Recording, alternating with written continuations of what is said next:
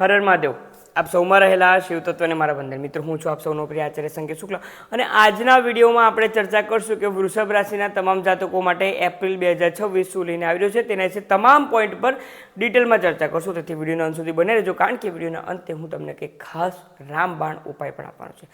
તો વૃષભ રાશિ એટલે કે જે કોઈ પણ જાતકોનું નામ બ વ ઉ આ ત્રણ મૂળાક્ષર પરથી થાય છે ને તેની થાય છે વૃષભ રાશિ। તો વૃષભ રાશિના તમામ જાતકો તમારી ચંદ્ર કુંડળી તમને ક્યાંક ને ક્યાંક સ્ક્રીન પર દેખાઈ રહી હોઈ શકે છે અને તેના આધારે જો જોઈએ તો તમારી રાશિના સ્વામી શુક્ર દેવતા 12મા સ્થાનમાં, ત્યારબાદ ગુરુ દેવતા સેકન્ડ હાઉસમાં, કેતુ દેવતા ચતુર્થ સ્થાનમાં, રાહુ બુધની જે યુતિ છે તે 10મા સ્થાનમાં અને સૂર્ય શનિ અને મંગળ આ જન્મ પત્રિકાના 11મા સ્થાનમાં વિરાજમાન છે અને કંઈક આ પ્રમાણે 4 ગ્રહોનું રાશિ પરિવર્તન પૂરા મહિના દરમિયાન થવાનું છે। તો ચલો ડિટેલમાં ચર્ચા કરીએ કે આ મહિનો તમારા માટે શું લઈને આવી રહ્યો છે તે।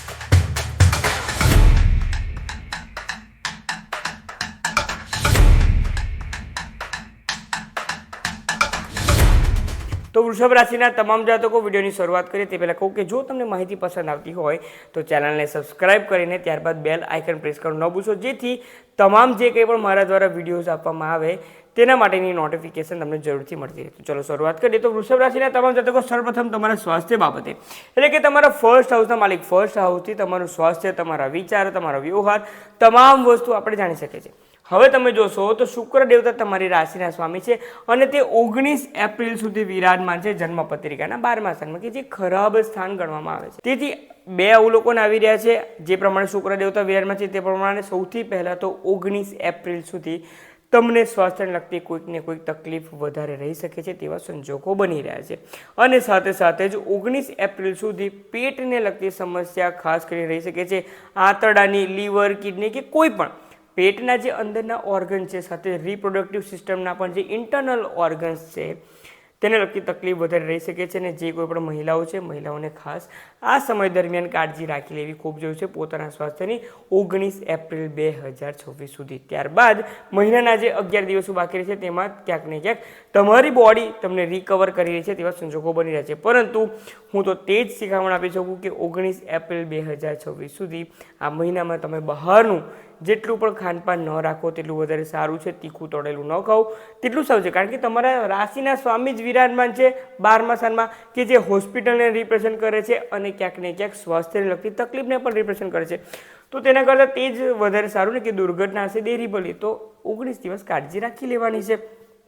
તેથી જ આ મહિનામાં તે કાળજી રાખવાની છે। બીજી રીતે જો હું તમને કહું તો શુક્ર દેવતા 19 એપ્રિલ બાદ જે રાશિ પરિવર્તન કરશે સ્વાસ્થ્ય તો સારું થશે, પરંતુ સૌથી વધારે મહત્વપૂર્ણ જો તમે પાસ્ટમાં કોઈ કોમ્પિટિટિવ એક્ઝામ આપી છે તો તેમાં ક્યાંક ને ક્યાંક તમારું રિઝલ્ટ ઘણું સારું આવી શકે છે, કારણ કે શુક્ર દેવતા જન્મપત્રિકાના 6થા સ્થાન પર દ્રષ્ટિ તો કરી રહ્યા છે, પરંતુ 19 એપ્રિલ બાદ જે તમારી સપ્તમ 6થા સ્થાનના માલિક શુક્ર દેવતા પણ ફર્સ્ટ હાઉસમાં આવી જશે, જેના કારણે કોમ્પિટિટિવ એક્ઝામમાં તમારા સિતારાઓ ચમકી શકે છે અને તમારું પેપર તેમાં ક્યાંક ને ક્યાંક તમારું શોર્ટ લિસ્ટમાં નામ આવી શકે છે, સંજોગો બની રહ્યા છે। તેથી જો એક્ઝામ આપી છે તો best of luck and congratulations.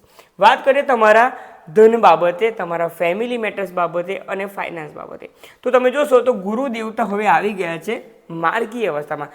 છેલ્લા કેટલાક દિવસોથી એટલે કે નવેમ્બર મહિનાથી ક્યાંક ને ક્યાંક ફાઇનાન્સિયસ વાઇઝ કોઈક ને કોઈક તકલીફ ચાલી રહી હતી, એટલે કે તમે ઘણા પ્રયત્નો કરી રહ્યા હતા કે ફાઇનાન્સિયસ વાઇઝ તમે અપ આવી શકો, તમે મહેનત પણ કરી રહ્યા હતા, પરંતુ જે પ્રમાણે આવક હતી તે પ્રમાણે જાવક થઈ રહી હતી। કેટલાક લોકોને તો આવકના સ્ત્રોત પણ બંધ થઈ ગયા હતા, તે સોર્સિસ પણ બંધ થઈ ગયા હતા।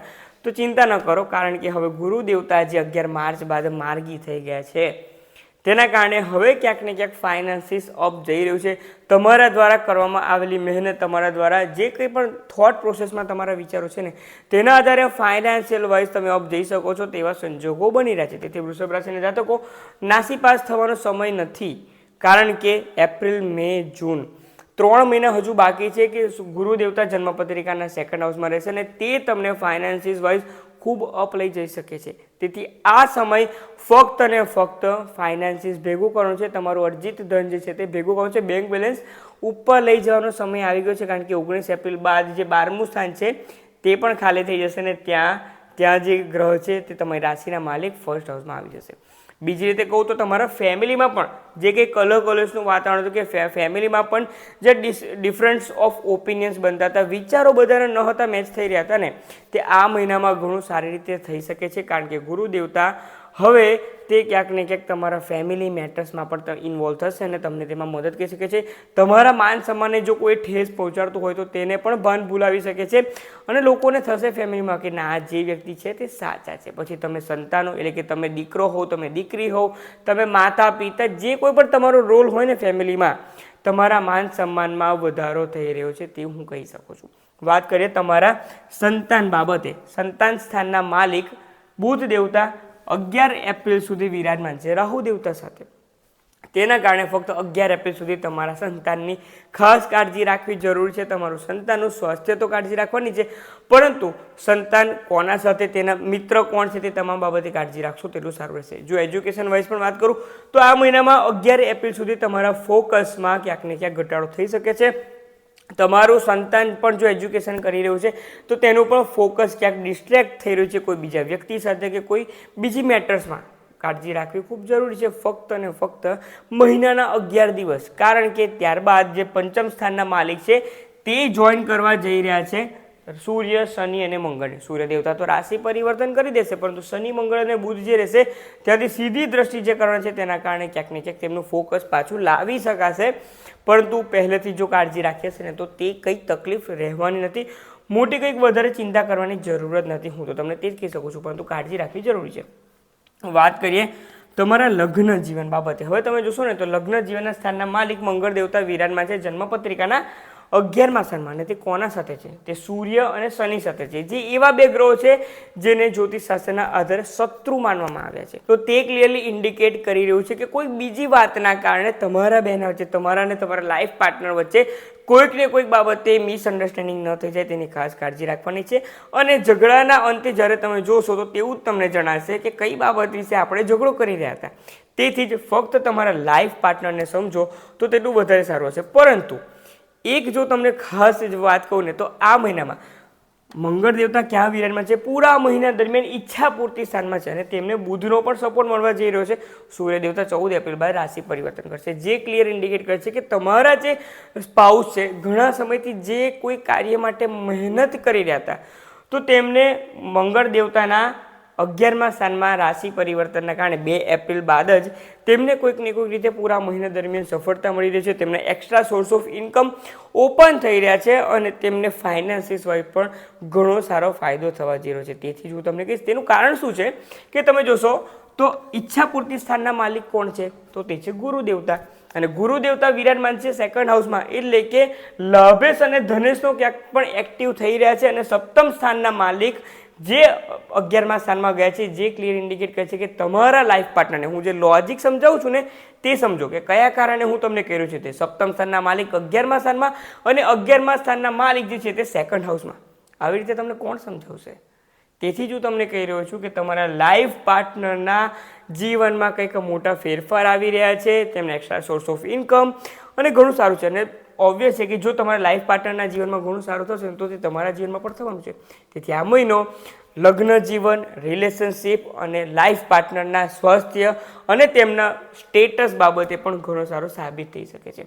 આગળ જો આપણે વાત કરીએ તો તમે જોશો તો અષ્ટમ સ્થાનના માલિક છે ગુરુદેવતા. ગુરુદેવતા માર્ગી અવસ્થામાં 2nd હાઉસમાં છે, જે ત્યાંથી સીધી દ્રષ્ટિ કરી રહ્યા છે. તમારા સ્વાસ્થ્યને લગતી કોઈ તકલીફ હતી પહેલેથી, શુક્રદેવની હું વાત નથી કરી, પહેલેથી જો કોઈ તકલીફ હતી તો તમારી બોડી હીલ કરી રહી છે અને રિકવરી સ્ટેજમાં તમે ધીમે ધીમે આવી રહ્યા છો. એપ્રિલ, મે, જૂનમાં તમારી બોડીમાં ઘણો ચેન્જીસ આવી ગયો છે અને તે તમારી બોડીને રિકવર કરી રહ્યા છે તેવું આપણે માની શકીએ છીએ. વાત કરીએ તમારા ભાગ્ય બાબતે તો ભાગ્યના સ્થાનના માલિક શનિ દેવતા વિરાજમાન છે ઈચ્છા પૂર્તિ સ્થાનમાં. ભાગ્ય પણ કહે છે કે ભાઈ હવે આગળ વધો, પરંતુ શનિ દેવતા અસ્ત અવસ્થામાં રહેવાના છે, જેના કારણે ભાગ્યનો ક્યાંક ને ક્યાંક તમને સપોર્ટ થ્રોટલ થઈને એટલે કે ઓછો મળી રહ્યો છે. મહેનત 100%, 200%ની 1000% કરી રહ્યા છો, તેના સામે 10 થી 20% જેટલી જ તમને મહેનતના આધારે ફળ મળી રહ્યું છે તેવું આ મહિનામાં જણાવી શકે છે. તેથી નાસી પાસ નથી થવાનું. જે મહેનત કરો છો, જે કોઈ પણ કાર્યની શરૂઆત કરી છે ને, તો બસ એક ઢીટ બનીને તેની પાછળ તમારે પડ્યા રહેવાનું છે. તો મહિનો તમારા માટે ઘણો સારો સાબિત થઈ શકે છે. તમારા વર્ક પ્લેસ બાબતે વાત કરું તો 11 એપ્રિલ બાદ ગુરુ દેવતા પણ રાશિ પરિવર્તન કરશે અને રાહુ દેવતા ત્યારબાદ તે કરિયર પર ફોકસ કરાવશે. જે ઇન્ડિકેટ કરી રહ્યું છે કે આ મહિનામાં કરિયર વાઇઝ કોઈક મેજર શિફ્ટ આવી રહ્યું છે. જો તમે પહેલેથી ઇન્ટરવ્યૂ આપ્યું છે તો આ મહિનામાં તમને તેનું પોઝિટિવ ન્યૂઝ મળી શકે છે. સાથે જ આ મહિનામાં પણ ઓપોર્ચ્યુનિટી પણ વધી રહી છે તેવા પણ સંજોગો બની રહ્યા છે. તેથી જ જો વૃષભ રાશિના જાતકો આ મહિનાની વાત કરીએ તો હું તમને 7 આઉટ ઓફ 10 માર્ક્સ આપી શકું છું, કારણ કે આ મહિનો તમારા ઇન્ડિવિજ્યુઅલ પર્સપેક્ટિવથી તમારા માટે ઘણો સારો સાબિત થઈ શકે છે. ઉપાય શું કરે છે? ઉપાય તરીકે આ મહિનામાં એક વાત ગાંઠ બાંધી દો કે મહિષાસુર મર્દિની સ્તોત્રનો પાઠ દિવસની શરૂઆતે કરવાનો છે અને રાત્રે પણ સંધ્યાકાળના સમયે તમે જો કરશો તો તમારા માટે ઘણો સારો સાબિત થઈ શકે છે. અને તે તમે દેશમાં છો કે વિદેશમાં છો તે તમે કરી શકો છો. બીજો જો ઉપાય તમને આપું, દરરોજ સવારે અડધો કપ દૂધમાં થોડા ચોખા, પીળી સરસવ અને ગોળ ભેગો કરીને મહાદેવ પર અભિષેક કરશો તો આ મહિનો તમારા માટે ઘણો સારો સાબિત થઈ શકે છે. તેથી જે દેશમાં છે તે તમામ જાતકો ભારતમાં રહી રહ્યા છે તે મંદિરે જઈને તમે ઉપાય કરશો તો ઘણો સારો છે. ને જે વિદેશમાં છે, મંદિરથી દૂર છો, તો તમારા ઘરમાં જ જે શિવલિંગ છે તેના પર અભિષેક કરશો તો પણ 7 આઉટ ઓફ 10 માર્ક્સ તો તમે લાવી શકશો, પરંતુ તે ઉપાય 78, 9, 10 સુધી લઈ જવામાં પણ તમને મદદ કરી શકે છે. જો મિત્રો આ માહિતી પસંદ આવી હોય તો તમામ તમારા ફ્રેન્ડ્સ અને ફેમિલી ગ્રુપના વૃષભ રાશિના જાતકોને માહિતી શેર કરવામાં મને મદદ કરો. આપ સૌમાં રહેલા શિવ તત્વને મારા વંદન. ઓમ નમઃ શિવાય.